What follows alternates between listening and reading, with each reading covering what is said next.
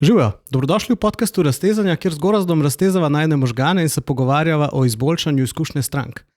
Danes bomo govorili o vedenjski psihologiji oziroma o tem, kako s poznavanjem vedenjske psihologije, vedenjske ekonomije vplivamo na rutine pa navade naših strank, torej kako nam to tudi koristi. Zdaj, o tej temi sta vidva pripravila webinar, ki smo ga imeli kakšen mesec nazaj, to je ful dober odziv, tudi pri nas je kar nekaj debat na to temo, tako smo rekli, kaj če bi v tem še eno debato naredili na raztezanjih.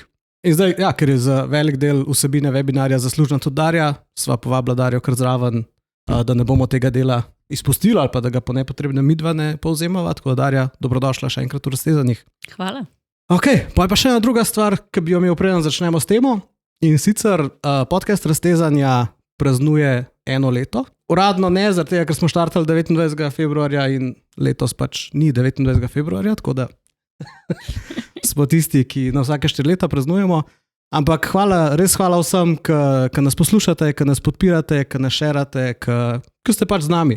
To res ful cenimo, ker vemo, da je pač vaš čas zelo dragocen. Ja, čestitam, ne? Se počutim privilegirano, da sem na prvi obletnici tukaj z vama. Ja, hvala. Hvala.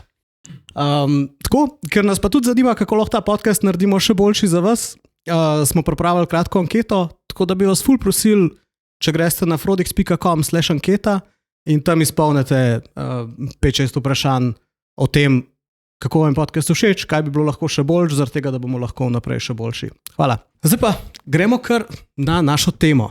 In sicer, Gorazd, dajmo štartati čist tem, kaj so rutine, zakaj so zanimive, pa zakaj si jih v poslu želimo. Ja, veš, na začetku si rekel vedenjska ekonomija, pa vse se že ustrašil, če si kaj pozabil pogledati. Ampak, izhajamo iz tega, da smo ljudje iracionalna bitja, pač v tradicionalni ekonomiji smo se pogovarjali o tem, da smo racionalni, da vedno zberemo najboljšo odločitev možno, se pravi, da delamo s tem logičnim delom možgan.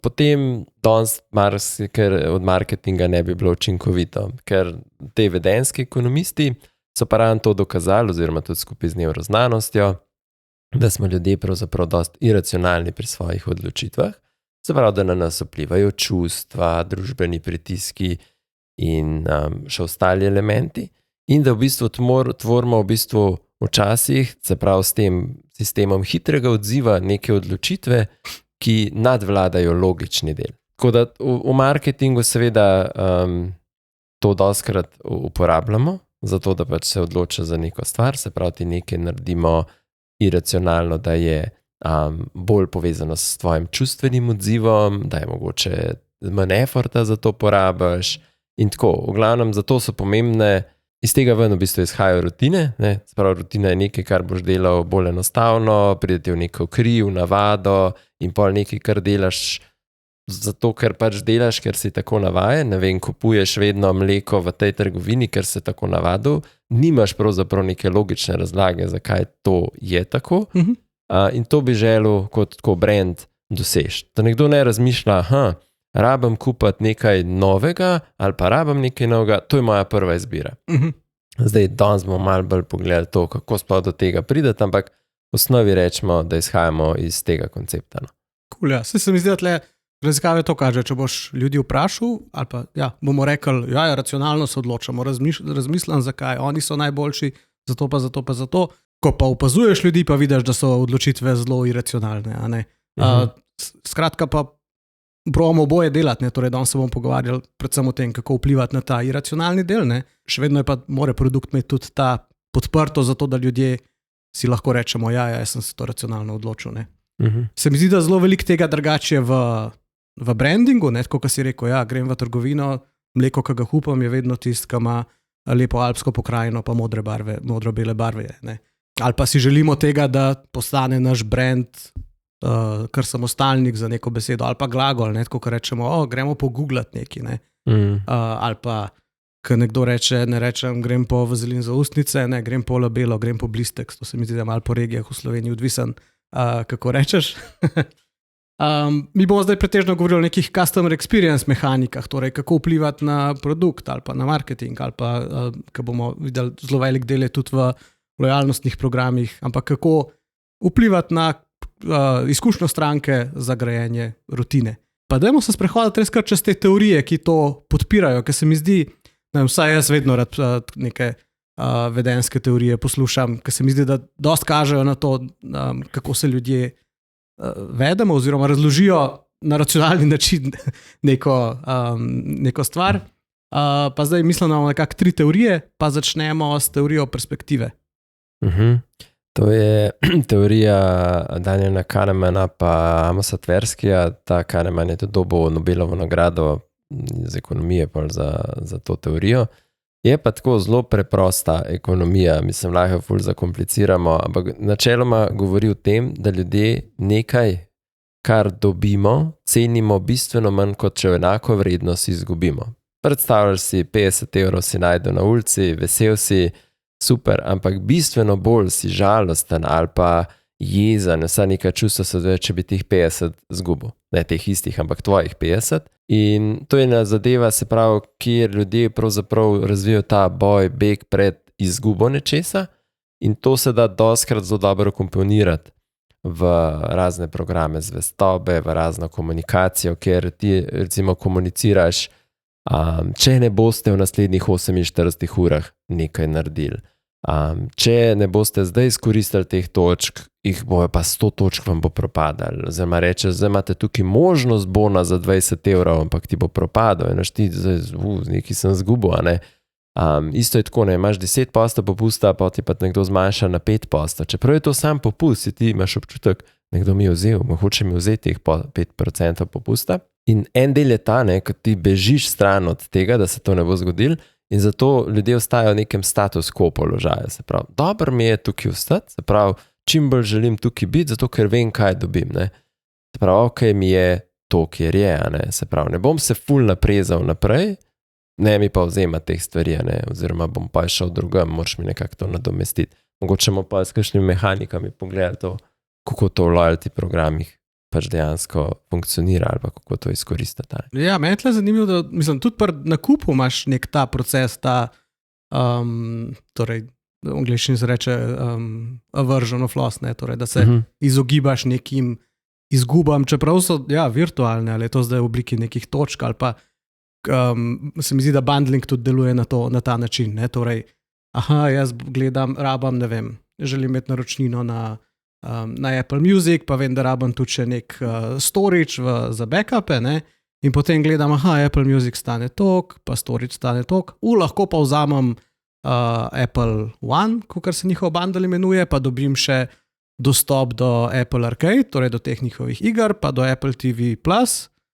Rečem, ok, vse kakšno serijo bom zihar tam pogledal, iger ne igram, ampak ne bi pa tega ne imel, čeprav bom mogoče 2 evra več plačal zaradi tega, ne? In pol kar naenkrat vzameš ta bundle, kar je hecan in tudi ga na nek način preplačuješ. Če je bil zelo racionalen, bi rekel, ti ga res ne rabim.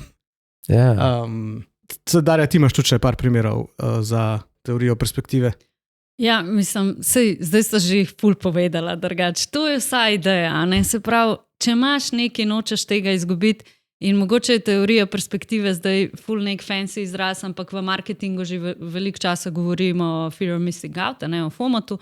Se pravi, govorimo o tem, če ti stranki nekaj ponudiš, spomnijo, da imaš še zmeri to na voljo, ker če ne bo zdaj nekaj naredila, bo to izgubila. In zato, ne vem, ko dobiš popust dobrodošlice, pošljemo 3 maile, kjer ji povemo, sam še danes, samo še, ne vem, tako, kot si ti rekel, 24 ur, in potem to izgubiš. Ali pa pač samo še 5 mest, če hočeš priti, zdaj imaš možnost, kad drugač bo izgubil to možnost pridati, ne?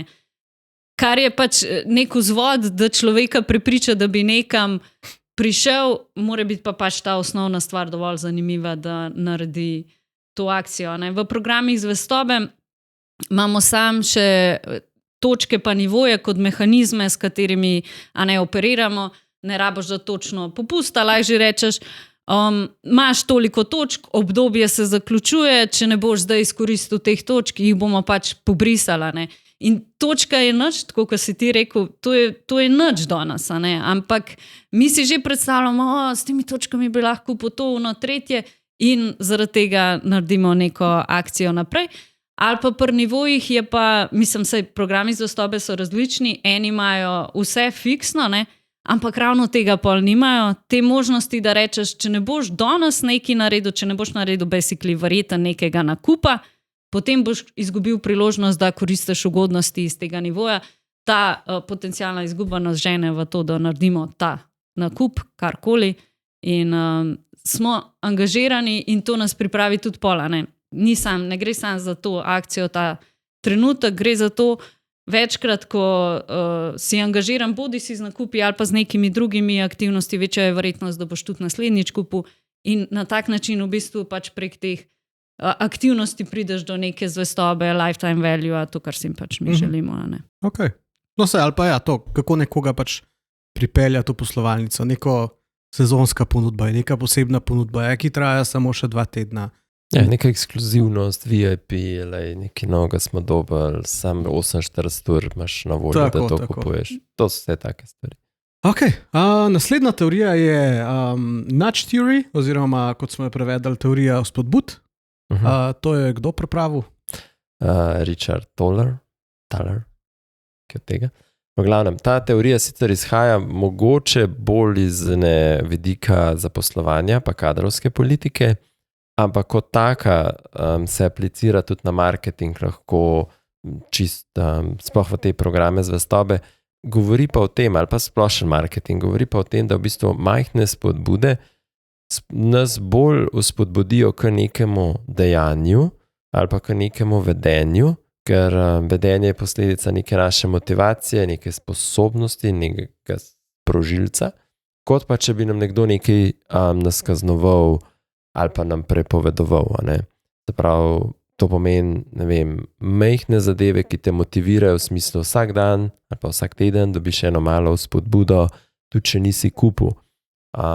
Uporabi naš app, reši neko, ne vem, kviz, tukaj smo z nasveti, skozi dobivaš te male spodbude, v smislu tudi, ne vem, danes moraš pa samo polajkati nekaj, ni treba ti kupiti, vse take zadeve bi lahko vključil.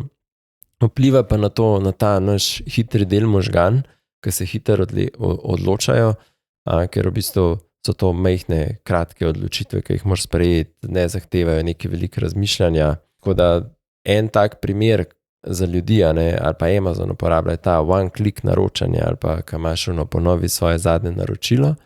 To je vse ta del, ki skrajšuješ število korakov do tega, da nekdo naredi neko vedenje, ki je tebi pač v interesu, a ne more imeti pa za to neko motivacijo, se pravi, nadgradil ga boš ali s popustom v primeru tega ribaja, ker rečeš, ne vem, vsakič boš kupil, zdaj, ne vem, ali pa nekega subscriptiona, boš dobil 15% zadeve cenej, ali pa to boš točk, to boš vse take stvari, tako da to te spodbudi, da pa ti to dela. Zdaj, če ti ne bi imel nobene motivacije, pa ne boš tega vedenja naredil. O tem nekako v grobem govori ta teorija.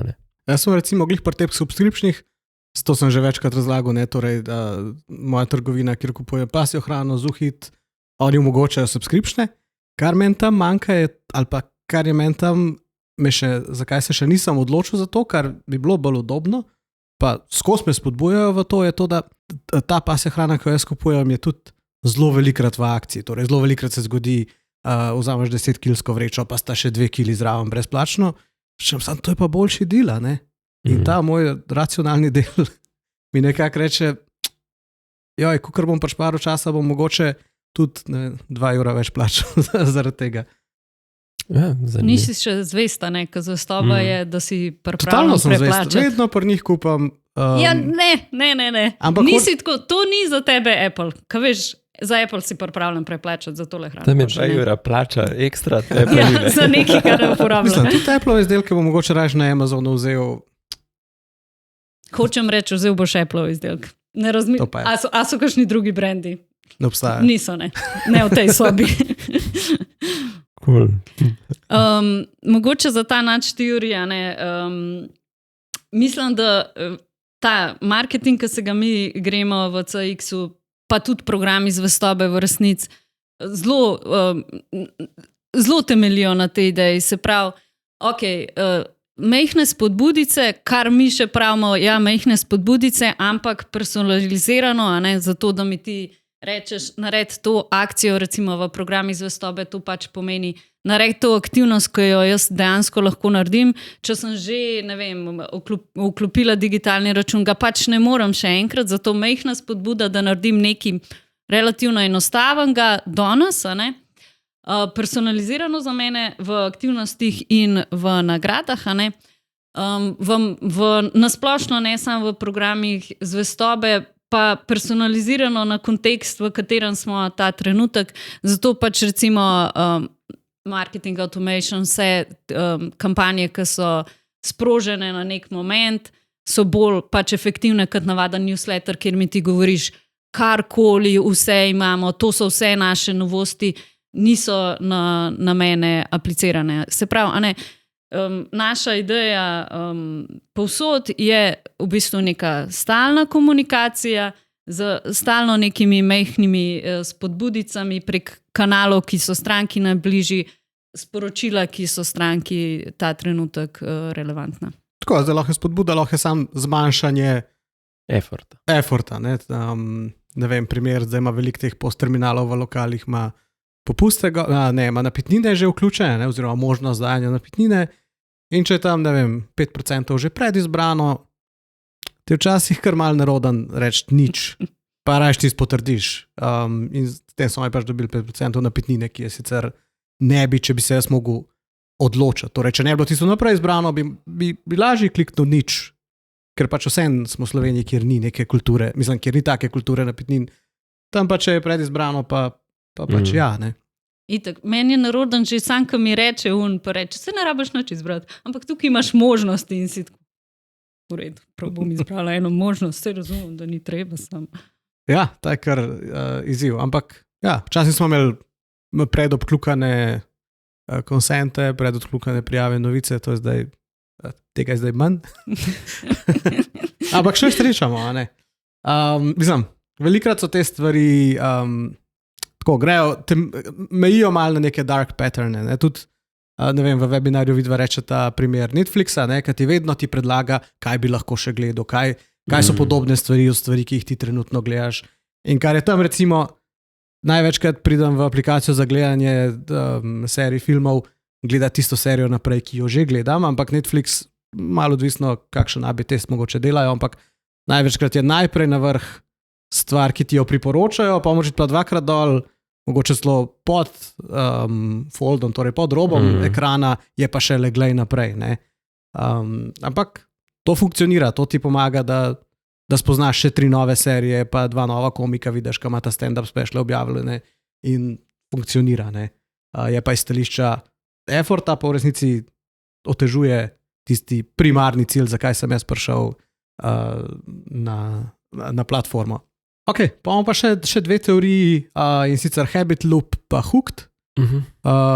Te 2 lahdaš, kar združiš nekako v eno, malo se razlikujeta med sabo po samih sprožilcih, pa kako poteka, ampak v glavnem obedve imata nekako, se pravi Charlesa Duhigga pa Nira Eyala sta te 2 teoriji, govorita o tem, da moraš stvari ponavljati, da postanejo pač rutinske, ne?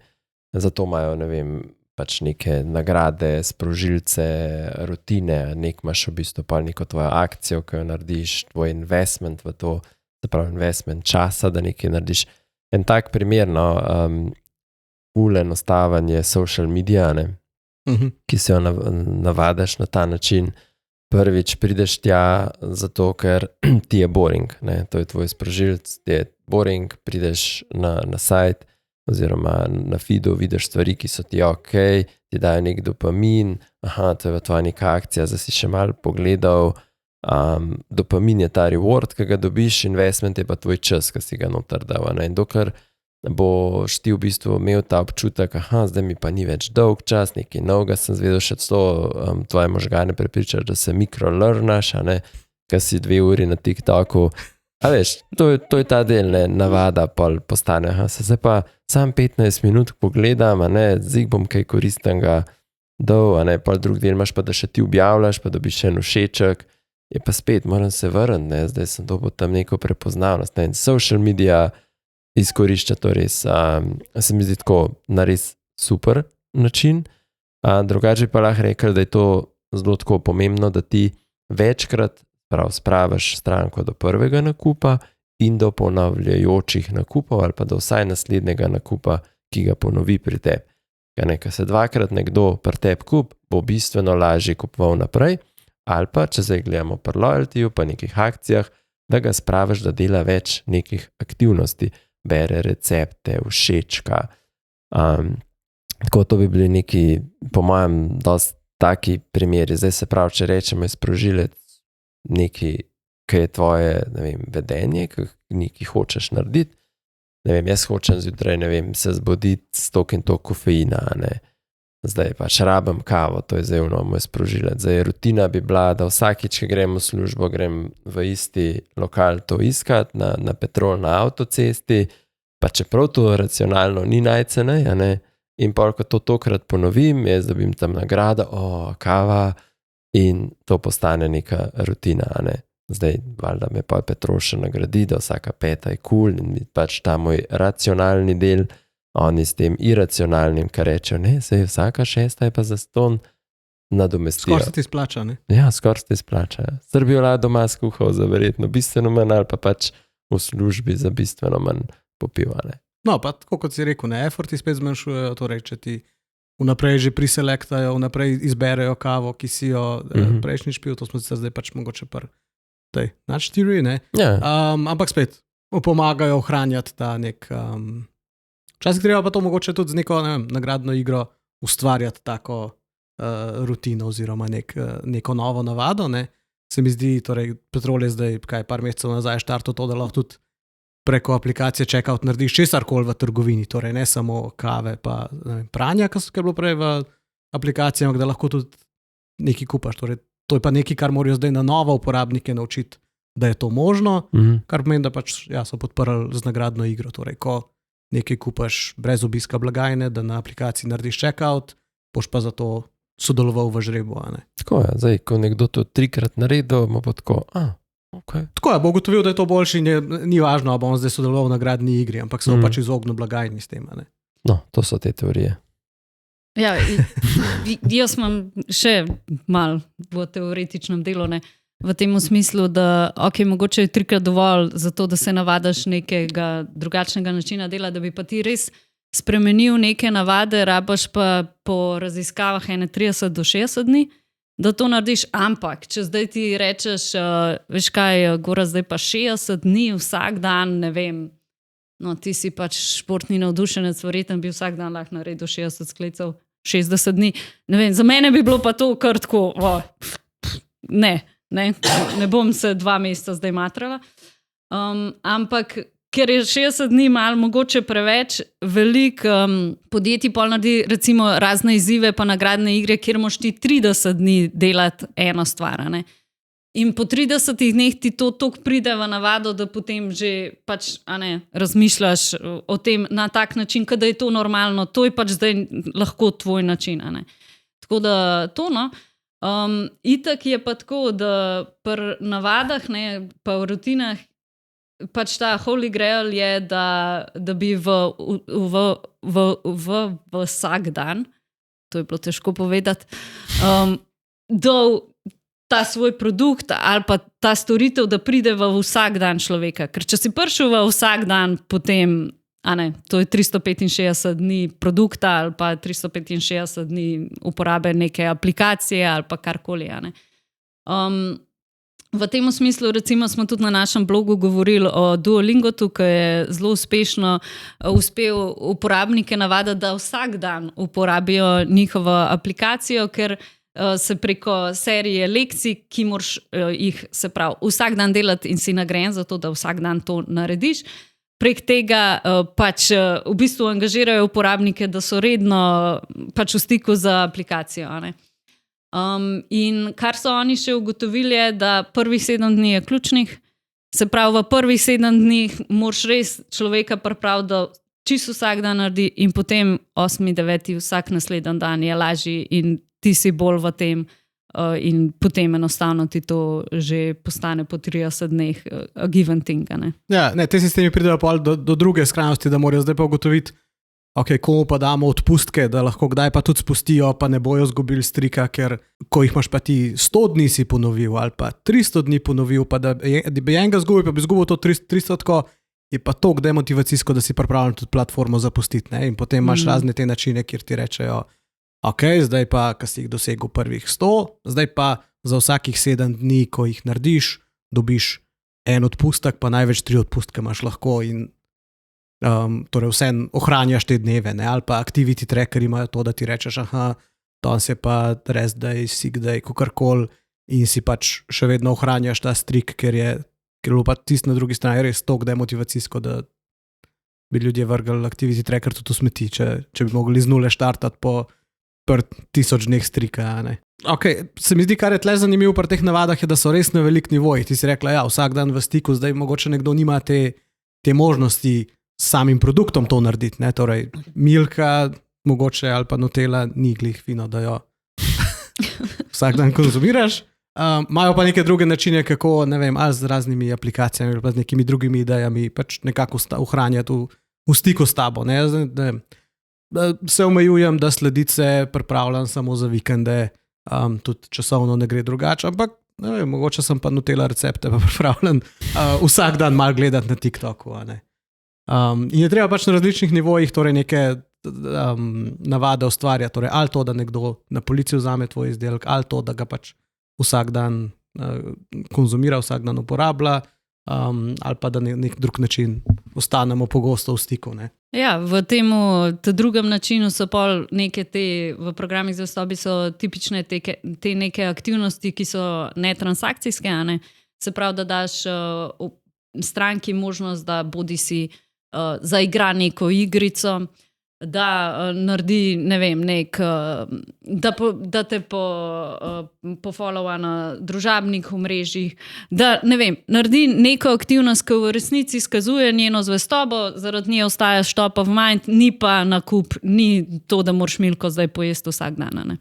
Ja, recimo, moj otrok igra eno igrico, Brawl Stars, in tam je, če vsak dan prideš noter, lahko dobiš v trgovini nek brezplačen itak virtualni izdelek, ali so to neki kovanci, ali neki kristalčki, ali različne stvari. In kljub temu, da mu jaz sicer ne dovolim vsak dan igrati, se on praktično vsak dan spomen, oče, lahko odpreva nagrade. In je to kao, že skoraj so že razvila nek habit, ki je skoraj najin, ne?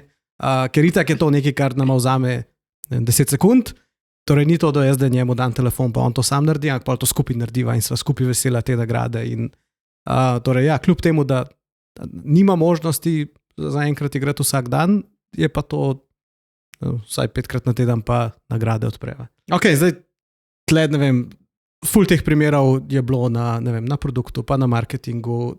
Po moje polovica smo jih pa vse imeli na programih zvestobe in zdaj eni so zelo kompleksni, Drive nismo posebej omenjali, ampak recimo Triglav Drive kot del nek način, kako si pridobiti popust za zavarovanje. Ta je zelo kompleksen za postaviti, torej moramo imeti povezavo na zemljevide, vedeti, kakšne so omejitve na določenih cestah, razumeti sile, ki jih merijo telefoni in tako. Torej, investicija v nek tak sistem je zelo velika. Ne? Ampak imamo, torej, tako kot smo že navrgli par primerov, so pa eni tudi veliko bolj osnovni, tako da marsikere od teh teorij lahko uporabljamo tudi v navadnih, v narekovajih programih zvestobe. Tako da mogoče bi za konc mi nekak programe zvestobe razvrstimo v nekako 4 nivoje, mečkam odvisen od konteksta, od primera do primera. Ampak mogoče bi šli čez te 4 nivoje, pa probal jih zgoraj da malo predstaviti. Torej, na eni strani, kaj vsak nivo ponuja, pa na drugi strani, kaj pa tehnološko rabiš za to, ali pa kakšna je neka ta investicija potrebna. Zdaj, prvi nivo ali pa celo ničelni nivo mu lahko rečemo, je ta najbolj osnoven zbiranje nalepk, zbiranje štempilk. Ne? Torej, zdaj, klasičen način je, da dobiš na blagajni kartonček, vsakič ob nakupu mi dajo štempilko, zato tehnološko ne rabimo nič, zaradi tega, ker oni tudi me sploh ne poznajo kot kupca v resnici. Ničesar ne vejo, mogoče, če želimo to tehnološko mečkan bolj vse nadgraditi, gremo v razvoj neke aplikacije, ki nam to omogoča, kjer lahko pa spet že gremo na pol koraka v naslednji nivo, pa pravimo pridobiti še neko soglasje, pa take stvari. Imamo pa tudi, ne vem, aplikacije, mislim, da ena je Stamp.me ali nekaj tasga, torej, ker čisto taka aplikacija, ki deluje v Evropi in se lahko pač ti zraven kot ponudnik priključaš in ne rabiš niti lastne aplikacije, imaš pa digitalni način zbiranja kupončkov, ker te kartice se pač nabirajo v denarnici in se mečkajo in zgubljajo in vse to. Je pa nekaj, kjer je, zakaj imaš v to restauracijo, ne pa uno, ali pa v to avtopralnico, ne pa v naslednjega. Ne? Naslednji nivo je teh, ki jih največ mizo, torej zbiranje točk, zbiranje nekih popustov. Goraz, kaj tukaj so vse? Identifikacija še tukaj, ne? Da se pač uporabnik identificira. Da ima kartico zvestobe v bistvu. Tako, ima neko kartico zvestobe, ki jo pa da običajno dobivaš za to točke, dobivaš gor svoje nakupe, te točke običajno pretvoriš v neke ugodnosti pri naslednjih nakupih. Lahko imaš že neko osnovno obveščanje v smislu, po koncu leta ti to poteče, pa idi to unovčati. No, torej tam se že moramo spet ukvarjati s temi teorijami. Torej, zakaj, kako ustvarjati to, da bo nekdo prišel pa aktiviral te točke ali pa porabil jih. Ne? Mogoče imava to digitalni prvi nivo, kjer pa lahko delaš seveda že zraven neke komunikacije, recimo imaš pač neko digitalno kartico oziroma ti kar QR kodo pošljajo, ki to je, ali pa QR pa jo pa tam pokažeš. Tukaj bi že lahko tudi nekaj komuniciral, je pa ta prvi nivo tudi lahko kartica, ki je tvoja v neki tej trgovini, s tem, da jo moraš imeti še vedno v žepu. Se pa ti, ko ti identificiraš bolj kot pa v papirnatem. Ja. Ok, torej tehnično gledano zdaj to največkrat lahko ponudi kar ponudnik blagajne, ERP-ja, ker so to ponavadi kar moduli, ki jih aktiviramo in se točke zbirajo. Največkrat se s temi podatki nič ne naredi, imajo pa uporabniki pač nek razlog, da to zbirajo.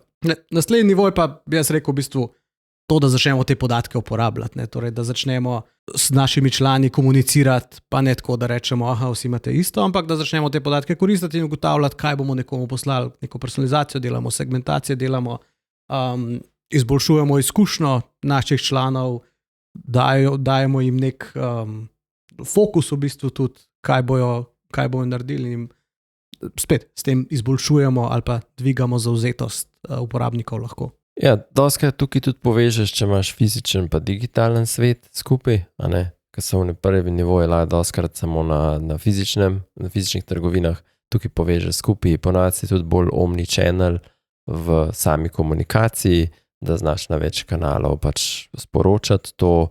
Zdaj, tukaj ni, da imaš nek app, lahko imaš že to nek wallet pass, pa tam zbiraš stvari. Lahko bi se tudi tukaj že na kakšnih nivojih igral malo z geofencingom, v smislu nekaj se zgodi, ko prideš v bližino nekega trgovskega centra, pa daš neko obvestilo na zaslon telefona. To zdaj najbolj si ljudje predstavljajo od EasyJeta pa od Ryanaira, ko greš na letališče pa tam dobiš karto, zakaj ne bi mogoče od tvojega brenda rekel, ta imaš lojalnostno kartico tukaj, se saj malo te spolne, pa mogoče zaviješ tja, pa greš pogledat. Večina tega dela pa je neke personalizirane komunikacije, je v tem nivoju bistveno več, to, kar smo rekli, spodbujanje teh malih stvari, komuniciranje, da ti poteče, da te spodbudimo, da narediš nek next step. Tako. Lažje delamo neko to omejenost tudi s tem, oziroma da scarcity, torej to, da je pač neko omejeno število kuponov ali pa samo ti si dobil ta kupon. Ja, kar je to po mojem, kar si pomembno rekel, torej s tem nivojem že v bistvu kar veliko stvari delamo, torej komuniciramo, personaliziramo, segmentiramo, imamo zelo jasno, kaj nek po segmentu bolj funkcionira, nimamo pa še mobilne aplikacije, torej izognili smo se temu velikemu strošku, pa mislim, in finančnem, in časovnem, in torej nekemu naporu razvoju aplikacije, kjer mora biti zelo jasno, kaj prinaša, zakaj jo bomo imeli, zakaj jo bomo razvijali. Rabimo pa na drugi strani dober, zdaj je to CRM, marketing automation, torej nek sistem, s katerim bomo to delali. V določenih primerih, če imamo zelo veliko sistemov, pa povezujemo online pa offline, včasih rabimo tudi mogoče še na enem nivoju že nek customer data platform imeti, ker nam bo to pač zares olajšalo delo s tem, ne samo zaradi tega. Ampak ja, imamo že zelo veliko, lahko gremo pa zdaj še v ta, rečemo, najvišji nivo, kjer pa dodajamo neke napredne funkcionalnosti, za kjer pa največkrat pa rabimo mobilno aplikacijo ali pa vsaj res dobro spletno aplikacijo, ker pač želimo biti, torej kot brand želimo biti pri nekomu na telefonu, pri nekomu v žepu praktično, ne? Ja, zdaj mogoče za poslušalce bo najbolj enostavno, da to kar na primeru Petrolove aplikacije razložim. Petrolova aplikacija ti omogoča plačevanje, se pravi je bistveno več, se pravi zato rabiš Apple, s tem plačaš. Pol not bi lahko zbiral, pa mogoče ne, tudi neke, recimo da zbiraš badge, a si bolj kavoljubec ali ne vem, imaš rad pranja, lahko bi pa ne vem, če sem jaz pil 20 kav, dobo še nek badge, pa še neko ugodnost, pa bi bile še te zadeve zraven povezane. Pa bi mi lahko, ne vem, čistko Petrol nagradil, če jaz veliko hribe hodim in rekel, zato, ker si pa osvojil, ne vem, te pa te vrhove, si pa zdaj dobo, ne vem, ekstra neko pranje ali pa vemo, da je off-road super, ampak le zdaj pa še oper svojega konička pred začetkom naslednjega delovnega tedna.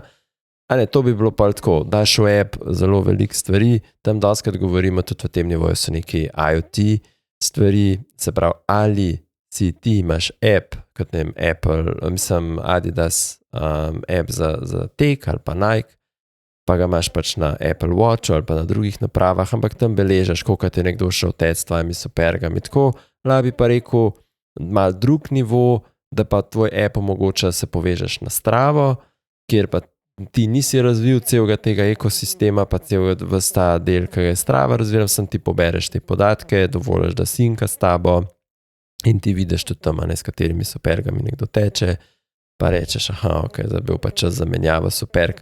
Se pravi, mogoče ti prvi del je zanimiv, če si proizvajalec, a ne superg, ta del bi bil pa zanimiv, recimo, ne vem, a si ti prodajaš pohodniško opremo ali prodajaš več vrst znamk, trgovina, ki prodaja več vrst znamk, ne vem, opreme, recimo Decathlon bi mogoče to zanimali, pa bi ti pa nekaj ponudil ali pa ne vem. Vse General ima recimo to v svojem programu. No, zavarovalnice ima pa še en del. Ja. Da se poveže na podatke torej na Apple Health, na Google Health ali kako se imenuje, kjer pač dobijo vam, koliko korakov si naredil, koliko si tekel, koliko si vseh teh stvari in te zato spodbujajo oziroma nagrajujejo, ti čestitajo.